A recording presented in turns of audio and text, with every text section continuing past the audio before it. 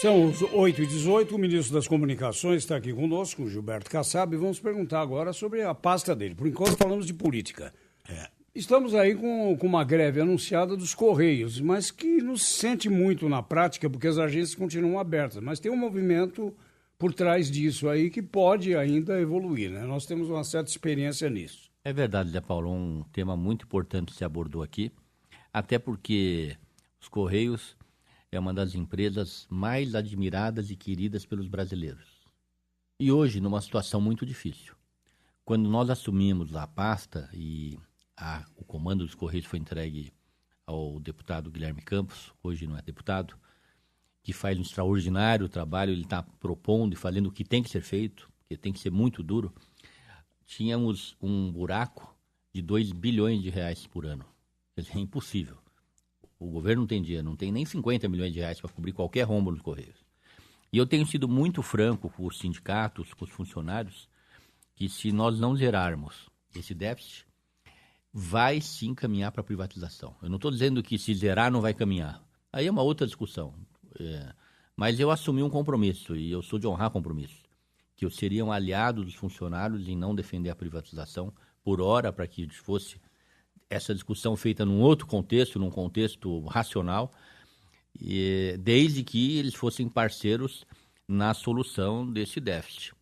E parte importante dos funcionários, dos sindicatos, têm sido parceiros. Infelizmente, nem todos. Essa greve ela é comandada por aqueles que não entendem que nós estamos correndo contra o relógio. Mas qual é a esperança que o senhor tem de que tudo possa ser resolvido sem trauma, só com a ameaça dessa espada de Damocles, que é a privatização? Não é ameaça, Salomão, é uma realidade. Não vai ser colocado dinheiro novo nos Correios. Não vai, é uma decisão desse governo e de qualquer governo que venha. Não tem nenhum sentido você colocar dinheiro nos Correios. Depois você faz análise se vai privatizar ou não, o que vai privatizar. Hoje eu assumi esse compromisso dentro do governo. Eu defendo que não seja privatizado, e aqui publicamente, estou vindo aqui na Band, estou falando, sou contra a privatização, mas desde que eles sejam solidários e nos ajudem a combater e eliminar esse déficit. E o que é que eles podem fazer para ser solidários e ajudar? No que é que é preciso mexer e que alguns não estão querendo? Rafael, eu vou dar um exemplo. Plano de saúde. Né? A empresa Correios, ela é responsável por... Eu não sei se o número é 95, 93, 97, mas essa ordem de grandeza dos custos do plano de saúde. Não dá mais, eu nem quero questionar se era justo ou não era justo no passado. Não dá para ser maior que... É em torno de 50% no máximo, também não sei se é 50%, 60%, qual é o ponto de equilíbrio. Aí o Guilherme Campos, presidente da diretoria, sabem. Mas não dá mais, é impossível, não é? É estendido para vários familiares, não dá mais. Não é? Não existe empresa pública nem privada que conceda esses benefícios hoje no país. Quem sabe, num outro momento, daqui a alguns anos, o país possa proporcionar novamente isso aos seus funcionários, mas hoje não dá mais. Então, e esse, por exemplo, é um dos instrumentos para que a gente possa combater esse déficit, Salomão. Eu falo isso publicamente, tenho sido muito duro com eles, porque é a única solução. Cortar gastos, cortar despesas, para que a gente possa zerar esse déficit. Senão, no curtíssimo prazo, e você é um dos primeiros que vai defender, a privatização total dos Correios. Porque eu me integro dentro do governo aqueles que têm certeza absoluta que não tem sentido nós colocarmos dinheiro nos Correios. A empresa ou ela é autossustentável ou precisa ser privatizada já. Essas benesses aconteceram mais durante o período de exaltação dos feitos dos Correios, aquele período de elogio, que a nação inteira parecia estar diante de um milagre. Eu acho que foi ao longo da história, não é? Talvez com mais intensidade nesse período, mas é uma empresa centenária, né, com séculos e que os benefícios... Mas essas regalias aconteceram em determinado período, né? Eu diria que a palavra regalia talvez seja muito forte, porque talvez naquele período comportasse. Eu não quero ser injusto. Eu não quero ser injusto, porque talvez naquele momento comportasse, mas hoje não comporta mais. Hoje nós estamos numa era dos e-mails, né? Exatamente. Tecnologia. Além do mais, Paulo, é isso. Hoje, quanto nós aqui recebemos de cartas por ano? Muito pouco, né? É evidente que essa parte que é o monopólio do Correio ainda vai existir, mas numa dimensão muito menor. E uma parte importante das atividades do Correio ela hoje tem concorrência à iniciativa privada, grandes empresas privadas que têm muito mais eficiência e que, portanto, justifica sim essa análise do que pode ser privatizado ou não. Mas nesse momento não é nem essa questão que está sendo levada à consideração, é o problema do déficit. Se nós não eliminarmos o déficit agora, nas próximas semanas ou meses, nós vamos partir para uma privatização radical. É coisa para esse ano ainda? A proposta sim. Eles que não brinquem porque estão brincando com eles mesmos, porque não existe maior aliado dos empresários do Correio do que essa gestão, do que o nosso ministério, do que eu como ministro, direção dos Correios. Somos aliados na defesa que eles fazem da não privatização agora. Mas desde que eles compreendam que precisamos fazer essas reformulações para zerar o déficit. Ministro, hoje sai uma portaria do seu ministério sobre a faixa estendida de FM. Atualmente o FM começa nos 88, vai começar por causa do deslizamento da TV analógica, né, para digital no 76. Qual é exatamente o alcance dessa portaria? Sabemos que a maioria dos fabricantes de rádio estão no exterior. Olha, Zé Paulo, é um assunto muito importante que você traz aqui para ser discutido e num dia muito especial, porque eu assinei ontem essa portaria, está sendo publicado hoje numa edição extra do Diário Oficial, ou no mais tardar amanhã, mas já foi assinada essa portaria ontem, onde ela torna, a partir de janeiro de 2019, portanto já está aí, obrigatória a faixa estendida nos equipamentos, não é? Então, aqui no Brasil, em especial na Zona Franca, que tem a concentração da produção desses equipamentos de áudio e de vídeo, eles, a partir de agora, começam a se preparar porque terão essa obrigatoriedade. Isso vai gerar para o cidadão brasileiro, o consumidor brasileiro, a oportunidade de contar com mais emissoras, não é? Com mais emissoras que irão ocupar essa faixa e com isso não apenas vão ter mais democracia, porque teremos mais emissoras, mas mais justiça. Vamos ter um controle muito rigoroso para que sejam privilegiadas as empresas nos seus locais, para que não tenha a interferência de quem é de fora nas cidades, porque, infelizmente, Zé Paulo, nas últimas décadas, é a constatação que eu faço como ministro, tendo acesso aos relatórios do passado e passado recente, isso não aconteceu. Nós tínhamos a presença estranha nas cidades. Isso não é saudável, não é? Quem conhece a cidade são as empresas locais, as rádios locais, os grupos locais. E isso precisa ser levado em consideração no momento da decisão. Nós não podemos ter decisões políticas, nós temos que ter decisões técnicas. Comunicação é algo muito sério. Ministro, em relação à Oi, né, a empresa que está sofrendo um problema do seu ponto de vista econômico já há algum tempo. Está em recuperação judicial. Está em recuperação judicial. Como tem sido a participação do governo, do seu ministério, nessa questão envolvendo essa empresa de telefonia? A situação da Oi é muito grave. Ela deve em torno de 70 bilhões de reais. Ela tem, portanto, a necessidade, a obrigação de quitar essa dívida e compromissos contratuais de investimentos, não é? O governo e principalmente a Anatel fiscalizam as suas operações. A Anatel, inclusive, tem a presença de um observador credenciado que participa obrigatoriamente das reuniões do Conselho e assistimos, acompanhamos todos os processos de recuperação judicial. Não tem outra saída para a Oi, ela precisa ter recurso novo para quitar essas dívidas e honrar os seus compromissos de investimentos. À medida que o tempo passa, é evidente que cresce a expectativa de que possa haver uma intervenção. O governo não quer fazer intervenção, porque o Brasil virou essa página da gestão pública dos meios de comunicação.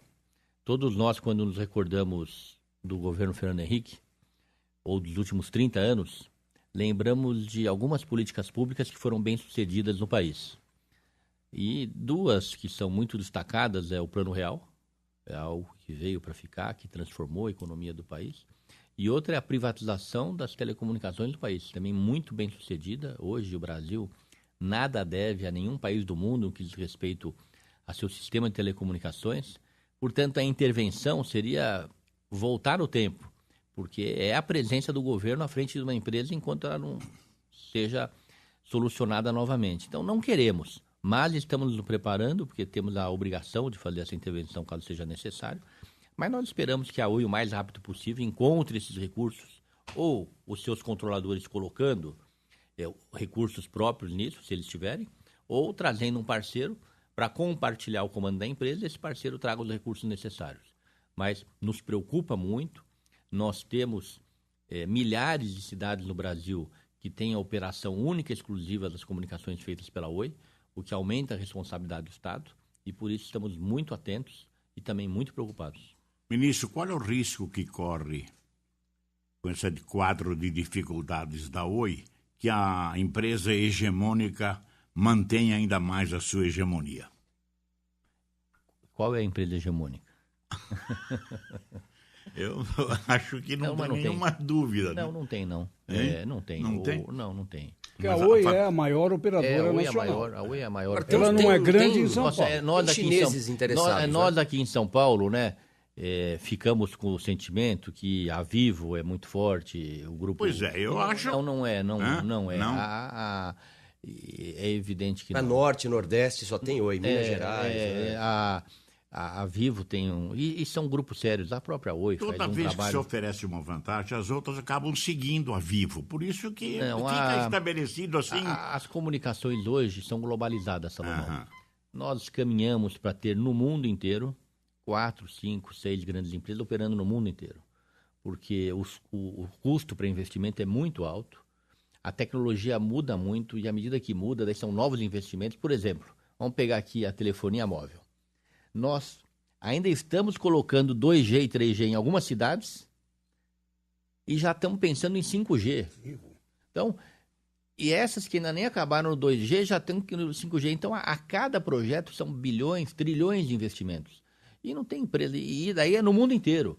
Então, o mundo caminha para ter 5, 6 empresas operando no mundo inteiro. Não tem como ser diferente. Deixa eu só tirar uma dúvida com o senhor. Tem alguma área de sombra no Brasil hoje onde não se tem internet, onde não se chega telefonia? Tem, e felizmente nós estamos caminhando para uma solução.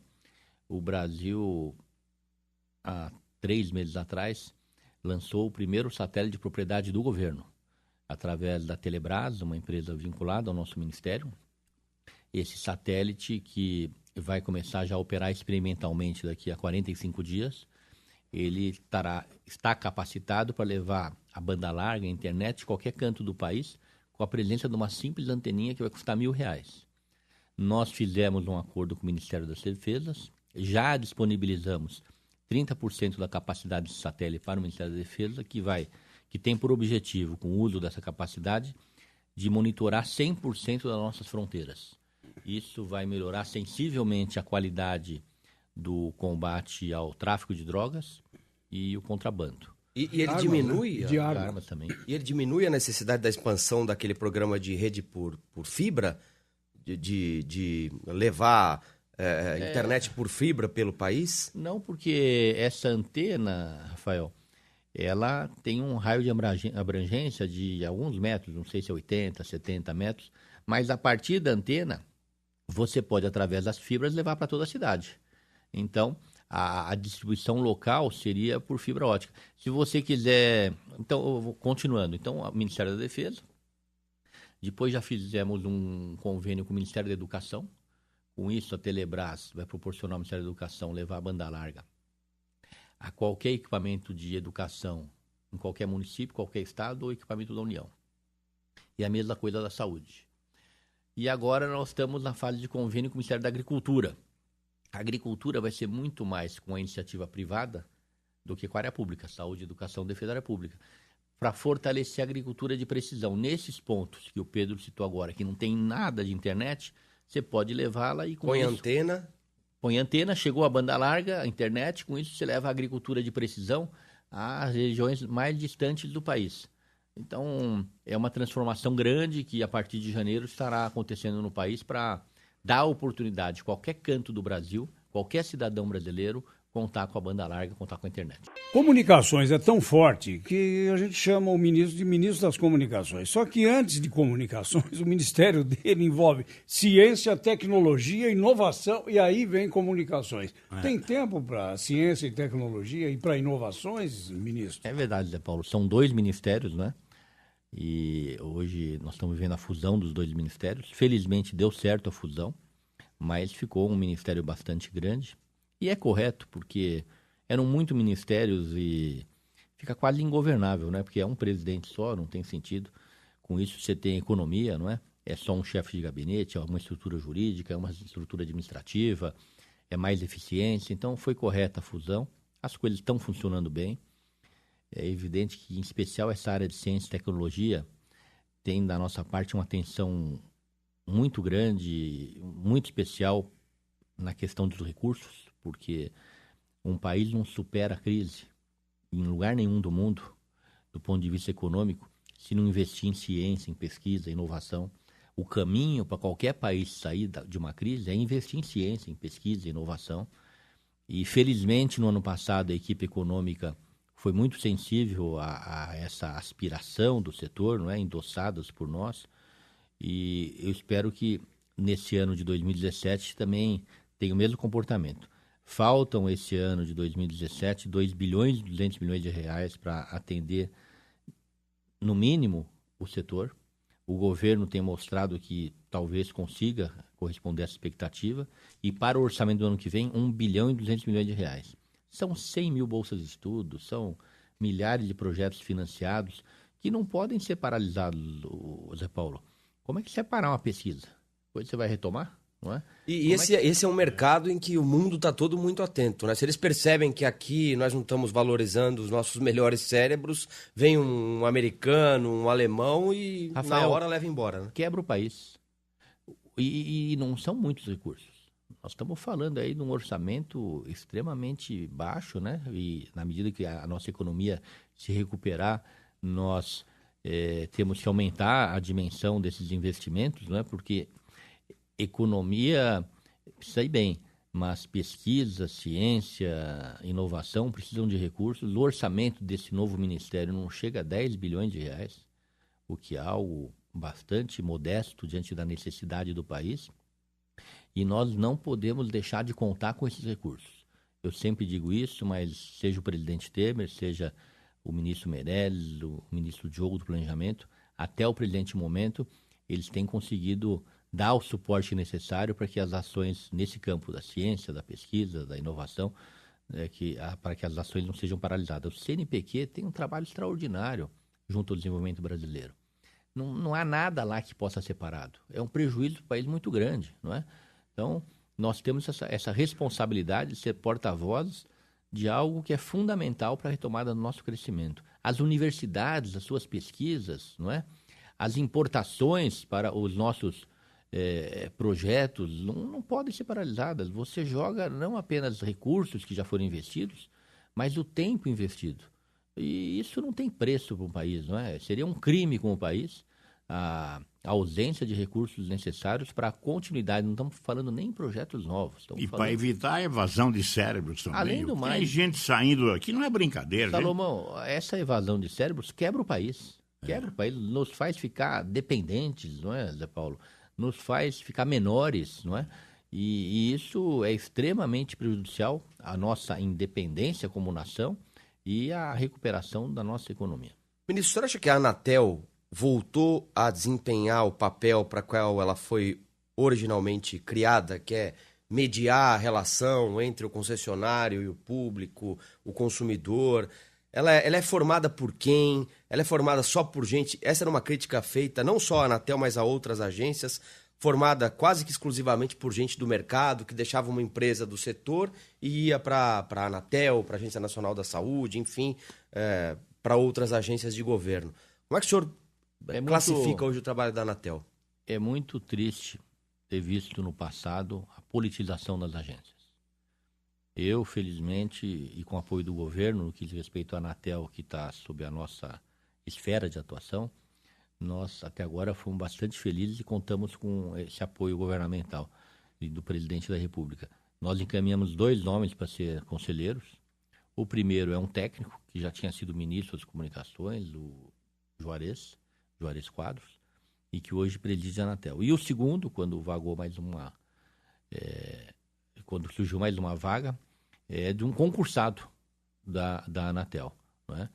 E agora vamos ter uma nova vaga e a nossa ideia é continuar obedecendo esse critério de escolha técnica, sem influência política, porque a concepção das agências reguladoras é justamente agências de Estado que funcionem de uma maneira independente, sem qualquer interferência político-partidária.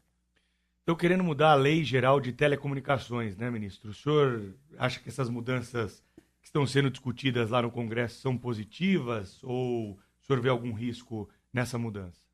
Não, eu vejo um risco se não votar a nova lei.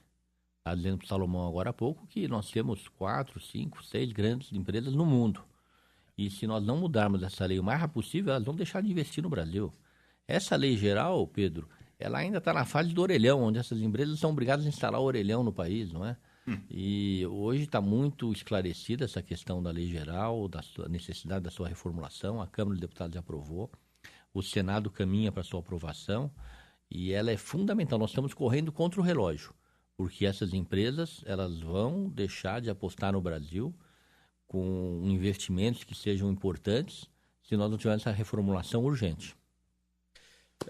Ministro, eu gostaria de... O senhor, desde que a reeleição foi permitida aqui no Brasil, foi o único prefeito de São Paulo reeleito, né? A Prefeitura de São Paulo, o senhor sabe bem disso, a cadeira ejeta políticos ali pelo teto do edifício Matarazzo com uma rapidez tremenda, né? E o senhor conseguiu ser reeleito, assumiu o primeiro mandato depois da renúncia do Serra e foi reeleito para um segundo mandato.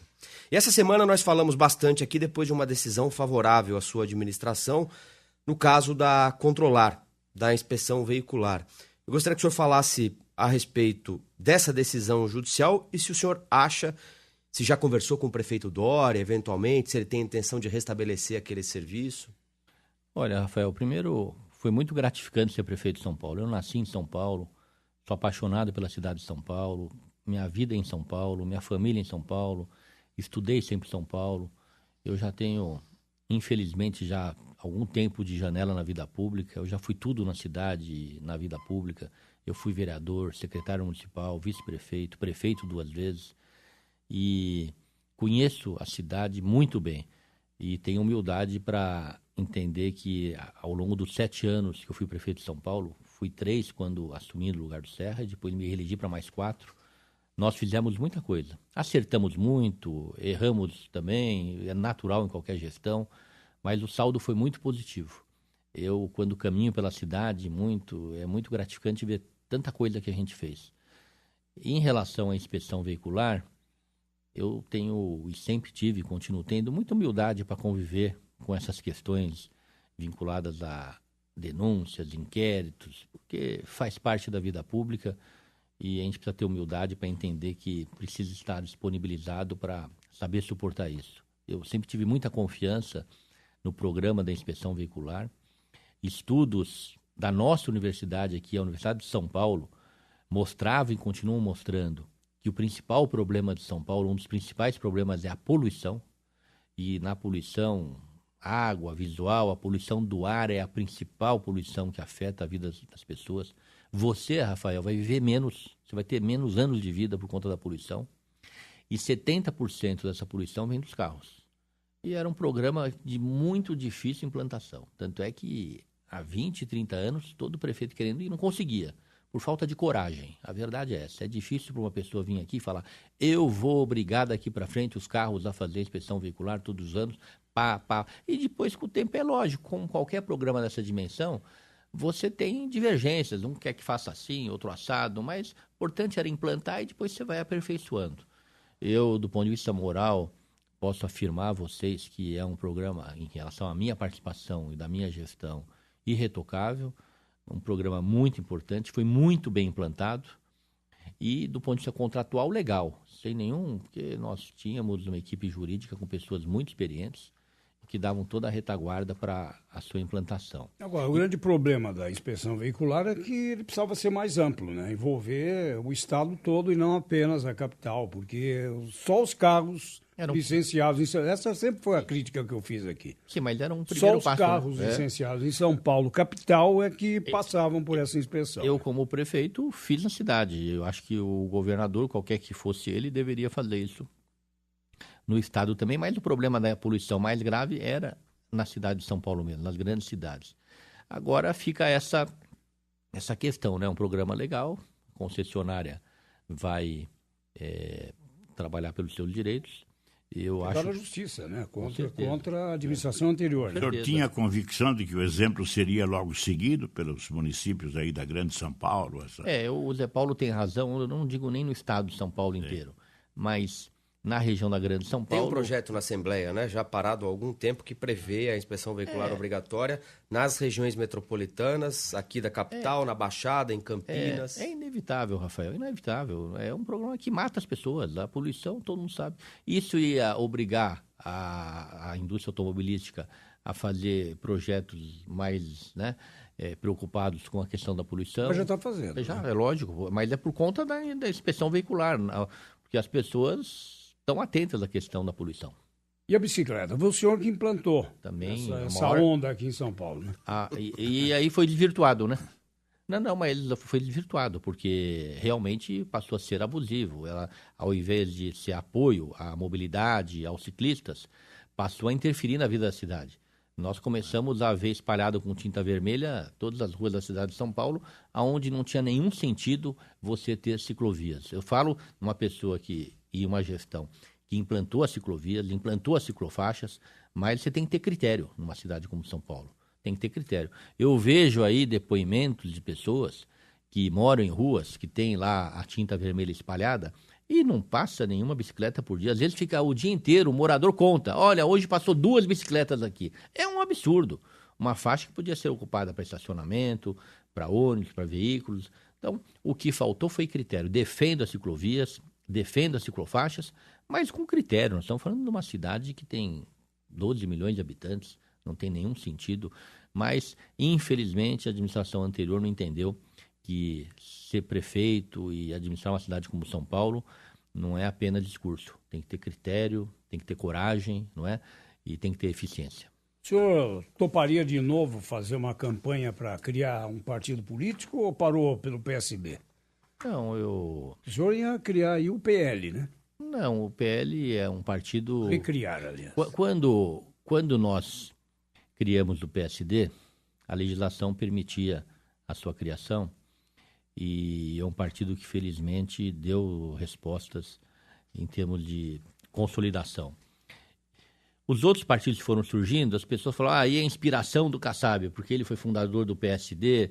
Mas não, o nosso partido é o PSD, é um partido bem estruturado, não temos nenhuma motivação em fazer nenhum outro trabalho partidário que não seja dentro do PSD.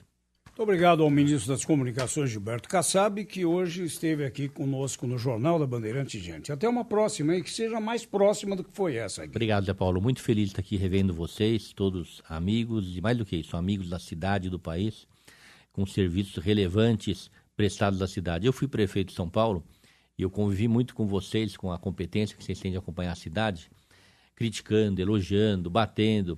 E é essa eficiência e fiscalização de vocês que fazem com que cada vez mais os gestores tenham a preocupação de ser bons gestores. Obrigado. Muito obrigado.